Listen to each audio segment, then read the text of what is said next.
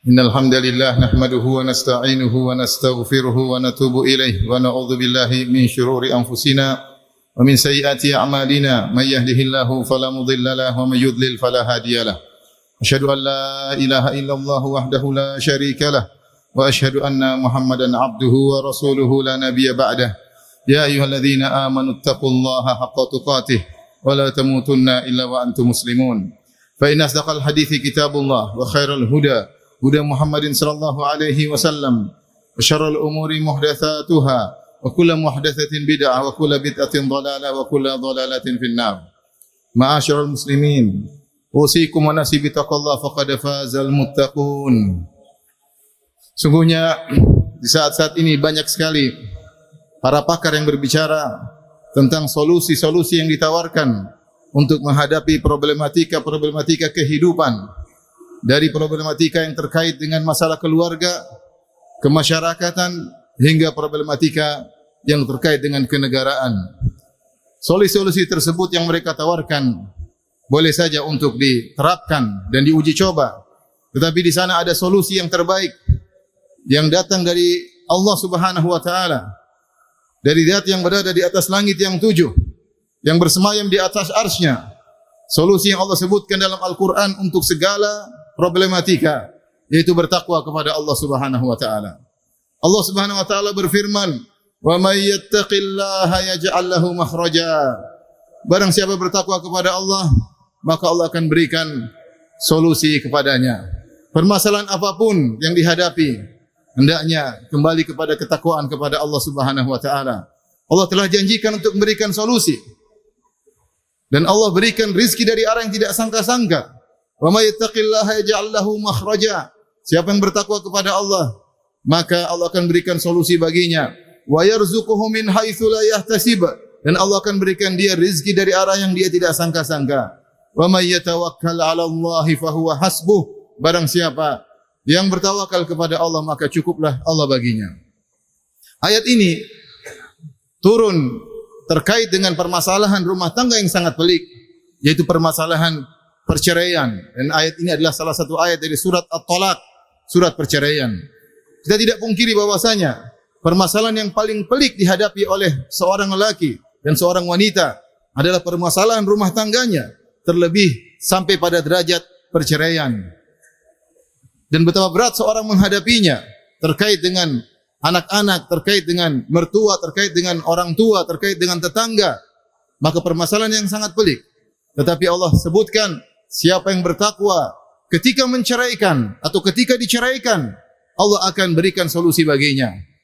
Allah berfirman, "Ya ayuhan nabi, idza talaqtumun nisaa fatalliquhunna li'iddatihinna wa ahsul 'iddah wattaqullaha rabbakum la tukhrijuhunna min buyutihinna wa la yakhrujna illa ayyatina bifahishatin mubayyinah wa tilka hududullah wa man yata'adda hududallahi faqad zalama nafsah." Wahai Nabi, yaitu wahai orang yang beriman, jika kalian menceraikan istri-istri kalian, maka ceraikanlah pada ikut aturannya. Aturannya bagaimana? Tidak boleh seorang ketika dia emosi langsung dia katakan kepada istrinya, "Kamu saya ceraikan." Tapi ada aturan yang disebut dengan tolak sunnah. Dia harus menunggu istrinya dalam kondisi suci, belum dia gauli, baru dia boleh jatuhkan cerai dengan talak satu.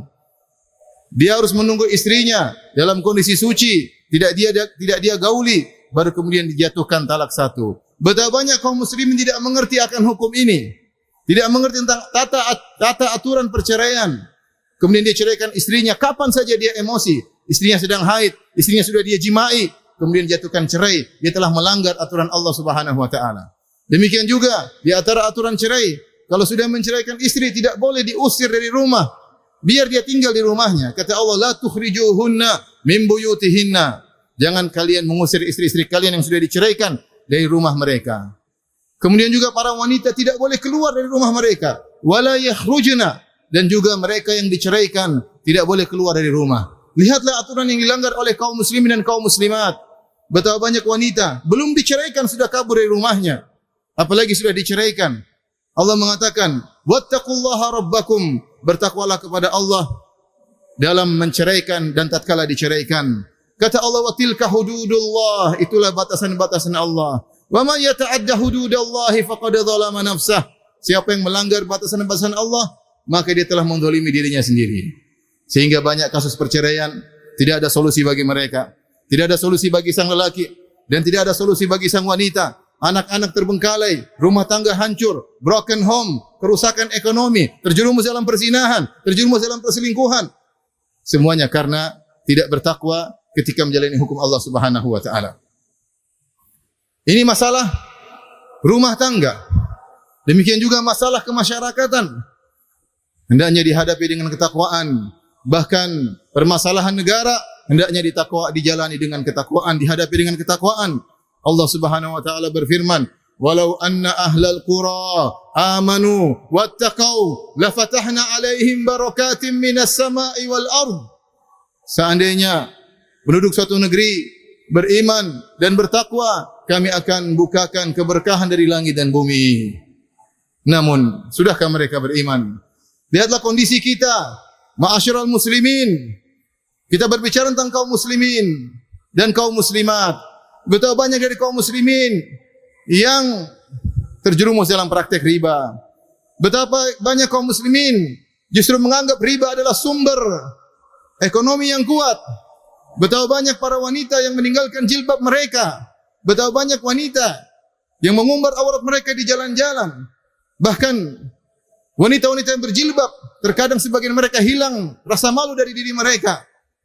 Berjoget-joget di TikTok, menampakkan lekukan aurat mereka, tidak punya malu. Bahkan sebagian lelaki tidak punya rasa cemburu, biarkan istrinya dinikmati oleh pandangan-pandangan lelaki.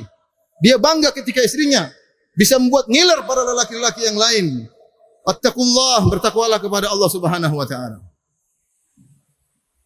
Kita berbicara tentang strata pemerintahan. Betapa banyak instansi yang berlaku riswah, riba, berlaku korupsi.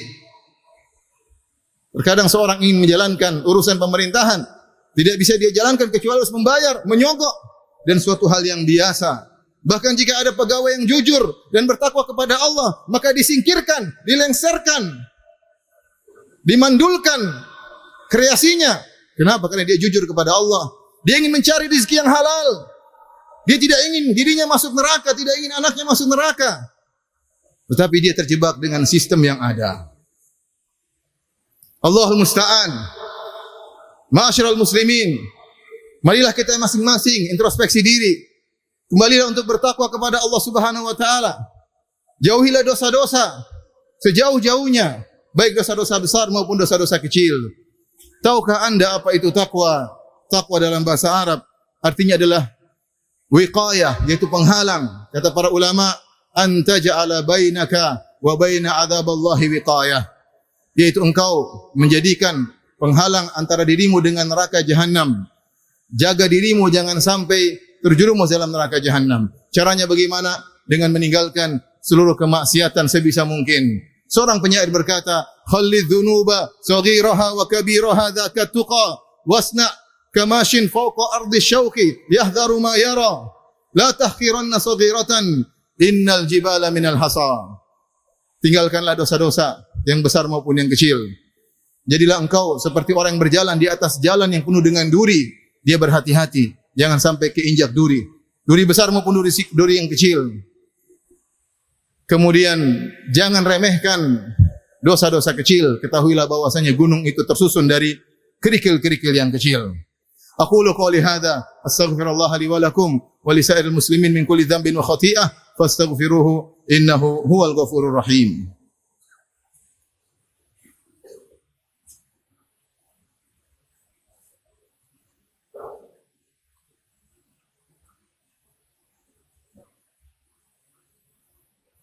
Alhamdulillahi ala ihsanih wa syukru lahu ala taufiqihi wa amtinanih. Asyhadu an la ilaha illallah wahdahu la syarika lahu ta'ziman li sya'nih. Wa asyhadu anna Muhammadan abduhu wa rasuluhu ad-da'i ila ridwanih. Allahumma salli alaihi wa ala alihi wa ashabihi wa ikhwanih. Ma'asyiral muslimin, sungguhnya siapa yang bertakwa kepada Allah Subhanahu wa taala, Allah akan beri rezeki kepadanya dari arah yang dia tidak sangka-sangka. Wa may yattaqillaha yaj'al lahu makhraja. Siapa yang bertakwa kepada Allah, Allah akan berikan solusi baginya. Wa yarzuquhu min haitsu la yahtasib, dan Allah akan berikan rezeki dari arah yang dia tidak sangka-sangka.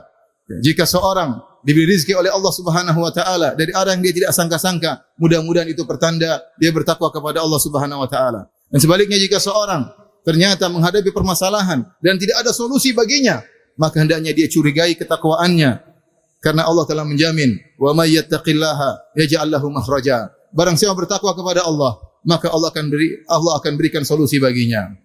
Di antara dalil akan hal ini Allah Subhanahu wa taala berfirman, "Wa'mur ahlaka bis-salati wastabir 'alaiha la nas'aluka rizqan nahnu narzuquk wal 'aqibatu lit-taqwa." Perintahkanlah keluargamu, yaitu anak istrimu untuk salat dan bersabarlah dalam salat. Bersabar dalam salat, bersabar menyuruh mereka untuk salat. La nas'aluka rizqan, kami tidak minta rizki kepadamu. Itu jangan sampai kau sibuk mencari rizki sehingga kau lupa menasihati istrimu yang tiap hari main TikTok, dan kau lupa nasihati anak-anakmu yang tiap hari melihat hal-hal yang haram di medsos. Kau tidak nasihati mereka untuk salat. La nas'aluka rizqan nahnu narzuquk, kami yang beri rizki kepada kalian. Kata Ibnu Katsir rahimahullahu taala, siapa yang bertakwa dengan salat maka Allah akan berikan rizki kepadanya.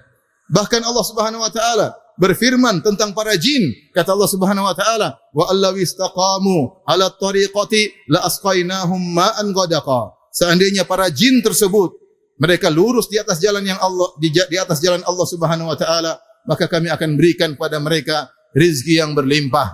Bahkan ahlul kitab, kalau mereka beriman, Allah akan beri rezeki kepada mereka. Kata Allah Subhanahu wa taala, "Walau anna ahlal kitabi amanu wattaqau lakaffarna anhum sayyi'atihim wa la adkhalnahum jannatin na'im walau annahum aqamut tawrata wal injil wa ma unzila ilaihim la akalu min fawqihim wa min tahti arjulihim." Sungguhnya ahlul kitab kalau mereka beriman dan bertakwa, maka kami akan hapuskan dosa-dosa mereka dan kami akan masukkan mereka ke dalam surga.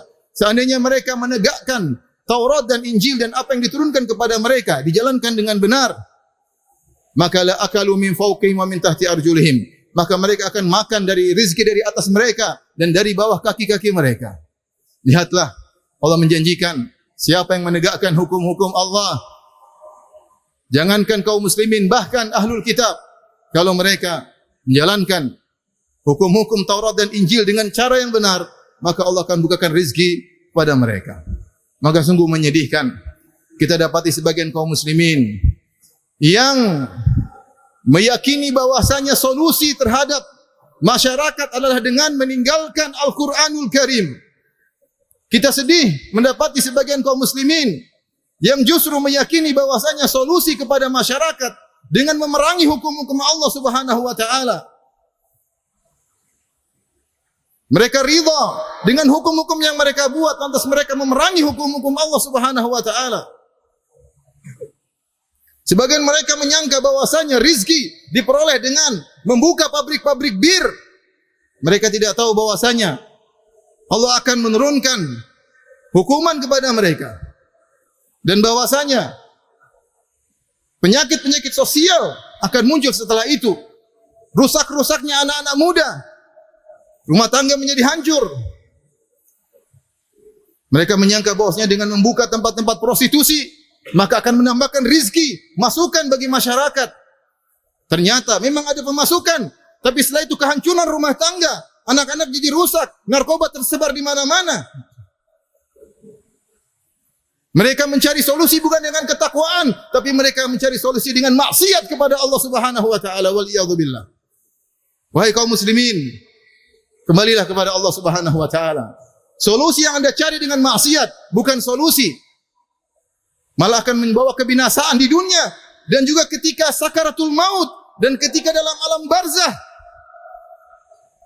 Bukan solusi yang Anda dapatkan, tapi kehancuran, siksaan yang akan Anda dapatkan. Semoga Allah Subhanahu wa taala memberi hidayah kepada kita semua. Semoga Allah Subhanahu wa taala menganugerahkan takwanya kepada kita. Innallaha malaikatahu yusholluna 'alan nabi ya ayyuhalladzina amanu shallu 'alaihi wa sallimu taslima. Allahumma shalli 'ala Muhammad wa 'ala ali Muhammad kama shallaita 'ala Ibrahim wa 'ala ali Ibrahim innaka Hamidum Majid wa barik 'ala Muhammad wa 'ala ali Muhammad kama barakta 'ala Ibrahim wa 'ala ali Ibrahim innaka Hamidum Majid. Allahumma ighfiril muslimina wal muslimat wal mu'minina wal mu'minat al ahya'i minhum wal amwat innaka sami'un qaribun mujibud da'wat wa yaqdiyal hajat. Allahumma ati nufusana taqwaha وزكها أنت خير من زكاها أنت ولي ومولاها.